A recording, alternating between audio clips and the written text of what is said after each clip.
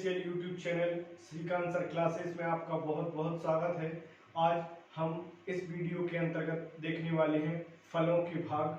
जैसे कि फर्स्ट भाग है बाह्य दलपुंज, फिर सेकंड भाग होता है दलपुंज या पंखुड़ियाँ, फिर तीसरा जो भाग है वो पुंकेसर होता है, और चौथा और लास्ट जो भाग है वो है स्त्री केसर। तो हम फूल के बारे में बताते हैं आपको कि फूल में कितने भाग होते हैं। आपको यहाँ पर एक डायग्राम दिख रहा होगा जिससे आपको स्पष्ट समझ में आएगा फूलों के भाग। अब देखते हैं हम आपको वन बाई वन करके बताते हैं फूलों के भाग। तो फूलों के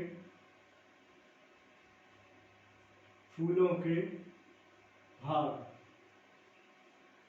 फूलों के भाग 4 होते हैं, वो हम वन बाई वन करके लिखते हैं। फर्स्ट है बाह्य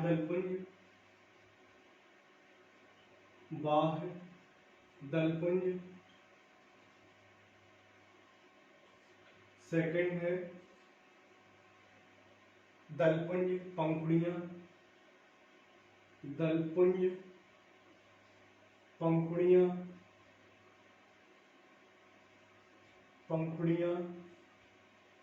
फिर थर्ड नंबर पे है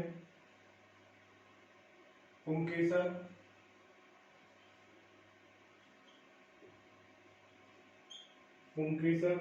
फिर फोर्थ नंबर पे है स्त्री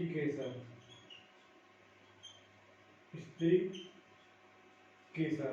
अब हम बाह्य दलपुंज के बारे में आपको बताते हैं कि बाह्य दलपुंज क्या करता है। बाह्य दलपुंज ये कलिका की रक्षा करता है। बाह्य दलपुंज क्या करता है, ये कलिका की रक्षा करता है और इसी में हरे पत्तियां और फूल के नीचे मौजूद होता है। और बाह्य दलपुंज में जो जुड़ी रहती हैं जैसे गुलहड़ है, कपास है, टमाटर, ये सब जुड़े रहते हैं बाह्य दलपुंज से। तो हम आपको बाह्य दलपुंज के बारे में बताते हैं कि यह कलिका की रक्षा करते हैं, कलिका की रक्षा करते हैं। फर्स्ट आपको याद होना चाहिए, बाह्य दलपुंज में हरी पत्तियां और फूलों के नीचे मौजूद होते हैं। ये जो बाह्य दलपुंज है, बाह्य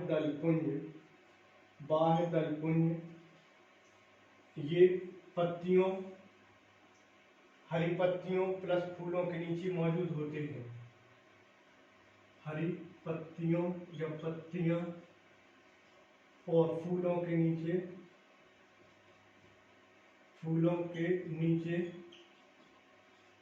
मौजूद होते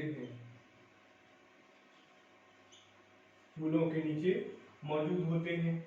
बाह्य दलपुंज में और देखते हैं क्या जो बाह्य दलपुंज किससे जुड़े होते हैं। ये जुड़े रहते हैं बाह्य दलपुंज गुलहड़ है, कपास है और टमाटर है।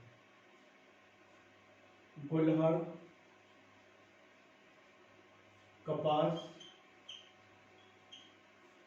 टमाटर, इनसे जुड़ी रहती हैं बाह्य दलपुंज। तो ये आपको समझ में आया होगा। और जो अलग करते हैं, जो अलग होते हैं, ये तो बाह्य दलपुंज से जुड़े रहते हैं, ये जुड़े होते हैं। अब अलग कौन करता है इनको, बाह्य दलपुंज से अलग कौन करता है। तो ये देखते हैं, ये भी 3 है, यहाँ पर आपको समझ में आ रहा होगा। ये बाह्य दलपुंज में जो अलग करता है जैसे गुलाब, कमल और चमेली। सबसे पहले देखते हैं गुलाब,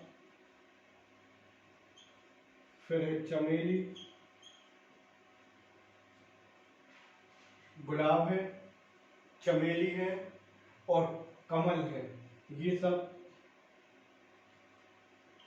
सब अलग करते हैं, बाह्य दलपुंज से अलग करते हैं।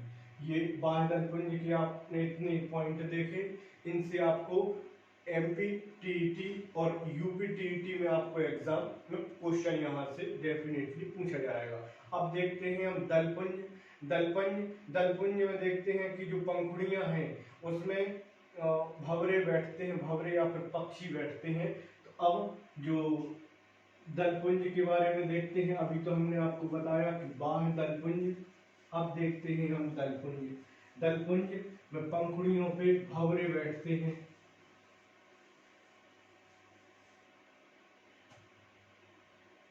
दलपुंज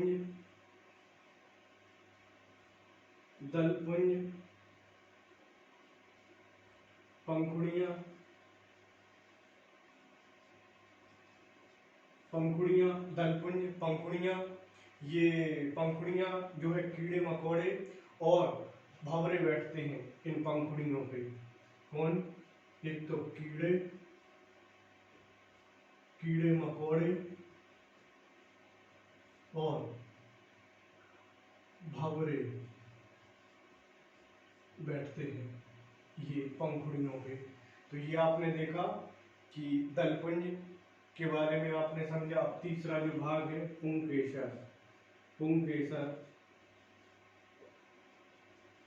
पुंकेसर की एक महत्वपूर्ण बात यह है कि क्वेश्चन इससे पूछा जाता है कि यह किसका भाग है, मतलब एक स्त्री केसर का भाग है या फीमेल का भाग है या मेल का भाग है। जो फ्लावर्स में है तो ये नर का भाग है और परागकण संपन्न होता है। नर का भाग है, नर भाग है। इसमें पराग और परागकण इसमें होते हैं। अब यहां पर देखते हैं हम क्या, अब देखते हैं हम यहाँ पर क्या, स्त्री केसर। 4th नंबर पे है स्त्री केसर। यहाँ पर देखते हैं हम स्त्री केसर में यह मादा पौधे का भाग होता है जिसमें अंडाशय और बीजांड होते हैं। तो ये आपने देखा, हम यहाँ पर लिखते हैं तो ये मादा पौधे का भाग होता है, मादा या फीमेल पौधे का भाग होता है, मादा फीमेल पौधे का भाग होता है। इसमें अंडाशय और बीजांड पाया जाता है, इनमें अंडाशय और बीजांड पाया जाता है। इनमें परागकण, अंडाशय और बीजांड, मतलब इसमें जो संपन्न होता है परागकण के बाद अंडाशय और अंडाशय के बाद में बीजांड, अंडाशय के बाद में बीजांड ये रहते हैं। तो अब आपने देखा स्त्री केसर, ये डेफिनेटली क्वेश्चन पूछा जाता है कि अंडाशय मादा पौधे का भाग है या नर पौधे का भाग है। तो ये है पुंकेसर होता है, नर पौधे का भाग होता है,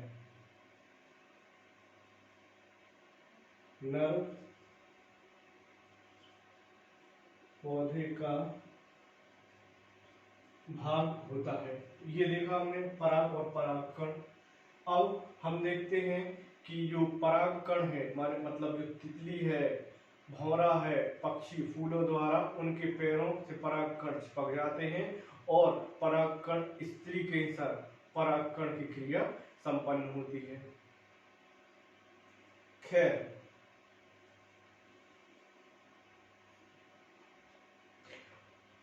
अब ये बताइए कि इसको करते हैं रफ, और रफ करने के बताइए सबसे बड़ा फूल कौन सा है और सबसे छोटा फूल कौन सा है, सबसे बड़ा फूल कौन सा है और सबसे छोटा फूल कौन सा है।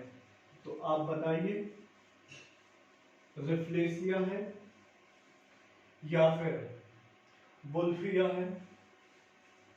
हमने आपको हिंट दे दी, आप बताइए यदि आता हो तो।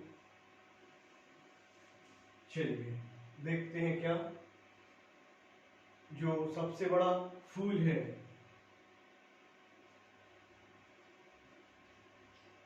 सबसे बड़ा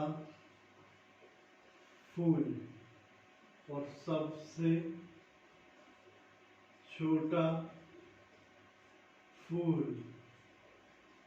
ये दो आप बताइए। सबसे बड़ा जो फूल है ये रिफ्लेशिया का होता है, रिफ्लेशिया, रिफ्लेशिया। और सबसे छोटा जो है, ये सबसे छोटा फूल जो है बुल्फिया का होता है, बुल्फिया का। आपको आपकी स्क्रीन पर एक डायग्राम दिख रहा होगा रिफ्लेशिया का और फिर बुल्फिया का। अब है फूलों के उपयोग, फूलों के उपयोग। अब फूलों के उपयोग में बताइए, जैसे माला बनाने में, दवा बनाने में, रंगाई में और इत्र बनाने में। तो ये है फूलों के उपयोग में। सबसे पहले माला बनाने में, फिर यहीं पर देखते हैं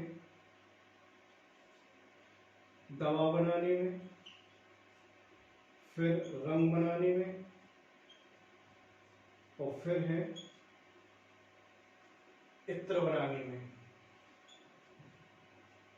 तो अब दवा बनाने में किस किस पौधे का उपयोग किया जाता है? गुलाब से दवा बनाई जाती है, केवल और केवल गुलाब से दवा बनाई जाती है। और फिर रंग करने के लिए गुलाब है, गेंदा है और गुलाब गेंदा का उपयोग किया जाता है रंगाई करने में। एक तो है गुलाब और दूसरा है गेंदा, एक तो है गुलाब, दूसरा है गेंदा। इसका उपयोग रंग बनाने में उपयोग किया जाता है। और इत्र बनाने में एक तो किया जाएगा गुलाब का और दूसरा किया जाएगा चमेली का। तो यहाँ पे लिखते हैं हम सबसे पहले चमेली और फिर लिखते हैं हम गुलाब। इसका उपयोग किया जाता है इत्र बनाने में। चमेली के फूल का और गुलाब के फूल का उपयोग किया जाता है। तो फूलों के हमने उपयोग देखे। अब देखते हैं फूलों को खाया जाना। जैसे कि केला है, केला एक क्या है? फूल है, याद रखना। सहजन है, तुरई है, कद्दू है। तो ये कौन कौन से हम जो खा सकते हैं वो यहाँ पर लिखते हैं कि फूलों को खाया जाना। कौन कौन से फूलों को हम खा सकते हैं? जैसे कि कचनार, फिर है केला, फिर है सहजन, फिर है तुरई,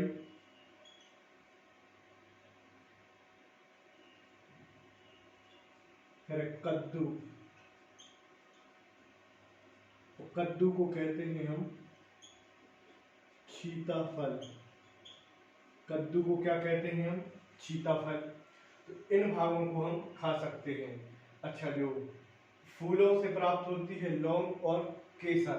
फूलों से हमें क्या प्राप्त होती है? फूलों से हमें प्राप्त होती है, याद रखना, लौंग एक प्रकार की फूल से प्राप्त होती है और केसर भी हमें एक प्रकार की फूल से प्राप्त होती है। तो ये क्वेश्चन कई बार पूछे गए हैं। तो आपको इतना समझ में आया। अब देखते हैं फल के जो अंडाशय हैं, मतलब फल तीन प्रकार से हम उनका उपयोग करते हैं खाने में। एक तो बाह्य फल भित्ति, एक है मध्य फल भित्ति और फिर है अंत में है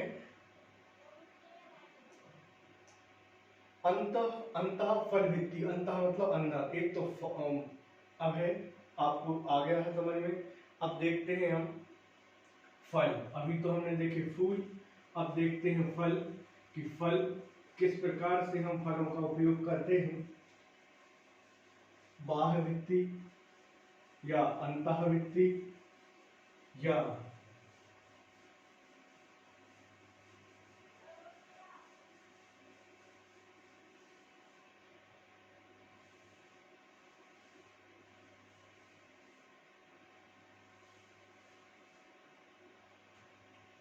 फल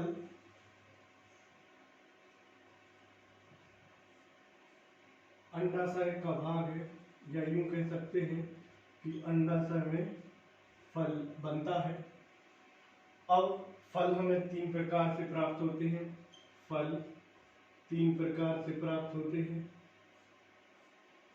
एक तो हम जो उपयोग करते हैं बाह्य फल वित्ती, फिर मध्य फल वित्ती, फिर अंतः फल वित्ती। सबसे पहले देखते हैं बाह्य, फिर है सबसे पहले बाह्य, फिर है मध्य, फिर है अंतः। यहाँ पे फल वित्ती कॉमन रहेगा। फल भित्ति, फल भित्ति, फल भित्ति, ये तो फल भित्ति आपने 3 प्रकार के फल 3 प्रकार के बाह्य फल भित्ति, मध्य फल भित्ति और अंतः फल भित्ति। अब देखते हैं कि फल कौन कौन से हैं, जैसे केला, सेब, नाशपाती, अमरूद और अनानास। ये एक प्रकार के क्या हैं, ये फल हैं। फल में कौन कौन से आते हैं, तो ये देखते हैं। फल में आते हैं सेब,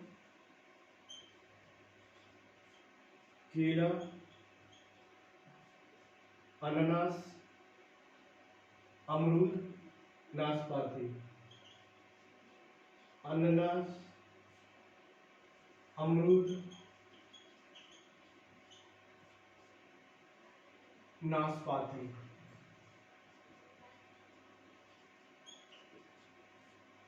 ये आपने फल देखे। अब देखते हैं हम, नींबू है, सीताफल है, कटहल है, टमाटर, इनके भी फल रहते हैं। किसके फल रहते हैं, कुछ सब्जियां हैं, जैसे कि नींबू है, सीताफल है, नींबू है, सीताफल है, कटहल है, कटहल के बाद में टमाटर है। ये सब फल के भाग हैं जो हम सब्जी में उपयोग करते हैं।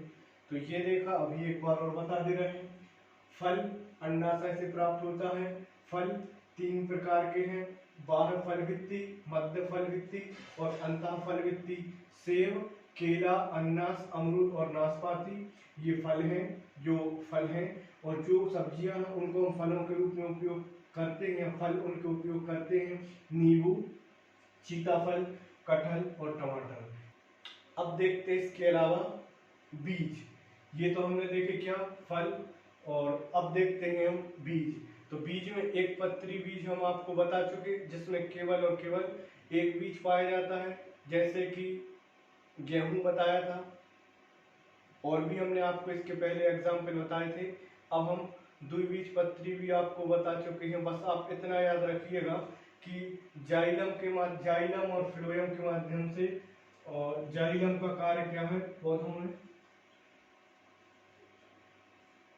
में जाइलम का कार्य क्या है, और फ्लोएम का कार्य क्या है। जाइलम में पौधों का कार्य, जाइलम का क्या है और फ्लोएम का क्या है। जाइलम का कार्य है पौधों में विभिन्न भागों तक जल पहुंचाने का कार्य जाइलम करता है, और लवण पहुंचाने का कार्य, जो भोजन संबंधी संवहन का कार्य फ्लोएम का होता है। भोजन संबंधी भोजन का जो कार्य है फ्लोएम का होता है, और जल पहुंचाने का कार्य जाइलम का होता है पौधों में विभिन्न भागों तक। तो ये देखा आपने। अब इसके बाद हम आपको एक और वीडियो लेकर आएंगे।